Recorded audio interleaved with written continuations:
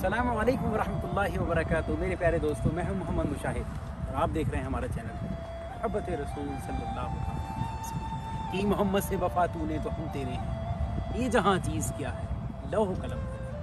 मेरे प्यारे दोस्तों, हमने एक सिलसिला शुरू किया है, सिलसिला सच्ची हिकायत, जिसकी कड़ी है किस्त नंबर 3। आज हम शुरू करते हैं बहुत ही खूबसूरत वाक़या लेकर आपकी खिदमत में पेश है। आप इस हिकायत को आगे बढ़ें उससे पहले मैं आपसे गुजारिश करना चाहूँगा, वीडियो अगर पसंद आए प्लीज़ आप चैनल को सब्सक्राइब करें, लाइक करें और शेयर करें। एक बूढ़ी माँ का वाक़या है। एक बूढ़ी माँ थी, उसका एक बेटा था। वो जिस इलाके में रहती थी वहाँ दूर दूर तक कोई घर नहीं, बहुत दूर दूर घर बसे हुए। उसने अपने बेटे को चाहा था कि मैं अपने बेटे को जो है वो दुनिया की तमाम आसाइश देना चाहूँ, दुनिया का तमाम इल्म हासिल करना चाहूँ, दिलाना चाहती हूँ। मेरा बेटा बहुत पढ़े लिखेगा तो एक बहुत बड़ा आदमी बन जाएगा, बहुत अच्छा इंसान बन जाएगा, ओहदे पर फायद होगा। उसने ऐसा ही किया, अपने बेटे को जो है वो अच्छे स्कूल में पढ़ाया।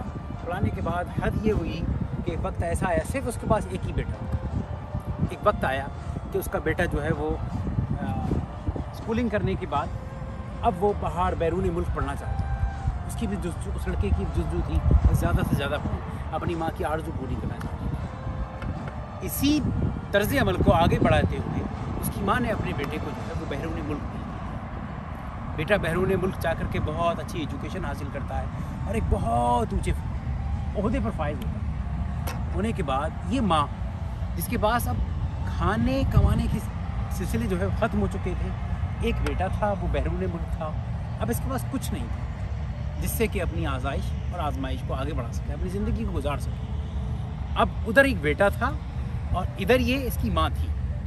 बेटे ने क्या काम किया, इन्हें एक अच्छी जॉब पर आज लग चुका था। बेटे ने काम शुरू ही किया कि वो अपने ख़त में जो है वो भेजता रहा, उसको माँ की खैर खबर लेता रहा, माँ की जो है ख़त लिखता। लेकिन माँ पढ़ी लिखी नहीं थी। अब वो बेटा जो है अपनी माँ को एक ख़त लिखता था। ख़त लिखने के बाद वो माँ उस ख़त को पाती थी, उसे चूमती थी, उसे सर पर रखती थी और एक दराज में रखती रही, क्योंकि पढ़ी लिखी नहीं थी तो जानती नहीं थी कि इस ख़त के अंदर लिखा क्या है। वो ख़त आने पर बहुत खुश होती, मेरा बेटे ने वहाँ जाकर भी मुझे नहीं भूला। इसी हालात चलते रहे, वो ख़त आते रहे, मनी ऑर्डर आते रहे, वो उन ख़तों को चूमती रही, सर पर रखती और उस दराज के अंदर बंद कर देती। बूढ़ी हो चुकी थी, कमज़ोरी बढ़ती जा रही थी, बीमारी आती गई। अब यहाँ पर एक शख्स ऐसा भी नहीं था कि उसके बेटे को ये खबर करता कि तुम्हारी माँ बीमार है और उसके क्या हाल हैं, ये कोई नहीं बता पाया। हालात इस हद तक गए कि वो माँ उस घर के अंदर रहते हुए बीमारी की हालत में इस दुनिया से चली गई। कुछ वक्त के बाद जब लोगों को पता चला कि माँ जो है वो, जब आसपास के लोग जो हैं वो उधर से कहीं गुजरते थे तो माँ को देखते थे, बूढ़ी माँ को। लेकिन आज बहुत दिन हो गए थे, उस माँ को किसी ने नहीं देखा। कई दिन होने के बाद उस घर से स्मेल आनी शुरू हुई तो लोगों ने जाकर उस घर के अंदर देखा, वो माँ जो अपने बेटे के इंतज़ार में अपने घर पे थी और मौत को गले लगा चुकी थी, उसकी लाश लोग देखकर हैरान रह गए। लोगों ने उसकी लाश को जो है वो कफन दफन किया। कफन दफन देने के बाद उसको दफनाया। दफनाने के बाद जब उसके घर को जाकर के देखा तो उसकी रैक में बहुत सारे ख़त और बहुत सारे लिफाफे उसमें मौजूद थे। वो लिफाफे खोले गए, हर लिफाफे में $1000 वो बच्चा, उसका बेटा जो है वो भेजता था, इसलिए कि मेरी माँ का देखभाल करे। लेकिन माँ नहीं जानती थी, पढ़ना नहीं जानती थी, लिखना नहीं जानती थी। वो खाली उन ख़तों को समझकर उन्हें चूमती थी, सर पर रखती और वापस रख देती। अगर वो माँ जानती कि इस ख़त के अंदर क्या लिखा है, इतनी अमाउंट था वो, एक हर ख़त के अंदर, हर मनी ऑर्डर के अंदर वो बेटा $10,000 भेजता था अपनी माँ के लिए और बेफिक्र था कि मेरी माँ जो है वो अच्छे से इलाज कर रही होगी, अच्छे से खा रही होगी, अच्छे से पी रही होगी। क्योंकि लिखना नहीं जानती थी, वो भी जानता था, इसलिए जवाब नहीं सुनता था, बस ये सोचता था कि मेरी माँ खुश होगी। लेकिन इधर हालात दूसरे थे। माँ नहीं जानती थी, लिखना नहीं जानती थी, पढ़ना नहीं जानती थी और नताइज क्या हुए कि उस ख़त में क्या था क्या नहीं था, वो एक बड़ा अमाउंट था लेकिन उसके बेफ़ायदे थे। अगर वो जानती तो शायद ये हाल नहीं होता वही है जो अल्लाह करता है। लेकिन कुछ चीज़ें जो हैं वो इंसान की ज़िंदगी पर, तर्ज़ अमल पर भी। आज इस हिकायत सुनाने का मकसद, वैसे तो एक मामूली सी हिकायत, लेकिन इस सुनाने का हिकायत का मतलब क्या है, आपको बताना चाहता हूँ कि वो माँ जो बूढ़ी माँ थी, उसने उन ख़तों के साथ वही कुछ किया था जो आज हमने कुरान के साथ किया। आप जानेंगे ये कैसे। मैं आपको एग्जांपल देता हूँ।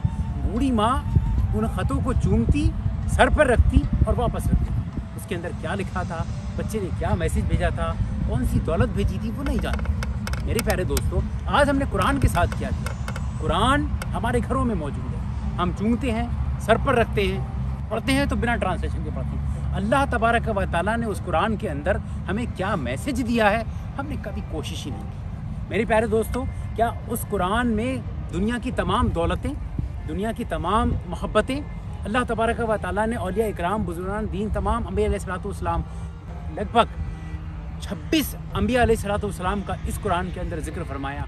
उनकी जो उम्मतें थी उन सब का जिक्र इस कुरान में इरशाद फरमाया। अल्लाह तबारक व तआला ने उनके पूरी तफसील से बयान किए। किस लिए? हज़रत यूसुफ़ अला नबीना अलैहिस्सलाम का पूरा सिलसिला अल्लाह तबारक व तआला ने कुरान के अंदर महफूज फरमाया। लेकिन हमें कैसे पता लगेगा?